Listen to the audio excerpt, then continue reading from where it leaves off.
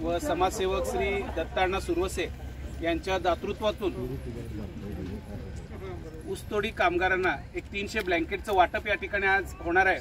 त्यांचे चिरंजीव दत्ताअण्णांचे श्री राजकुमार दादा सुरवसे या ठिकाणी आलेले आहेत। त्यांचे आणि कारखान्याचे संचालक श्री मुलगे साहेब आणि त्याचबरोबर पाटील साहेब आणि दिंडोरे साहेब यांच्या उपस्थितीत वीरशैव विजनच्या माध्यमातून हा आपण ब्लँकेट वाटप कार्यक्रम या ठिकाणी करत आहोत।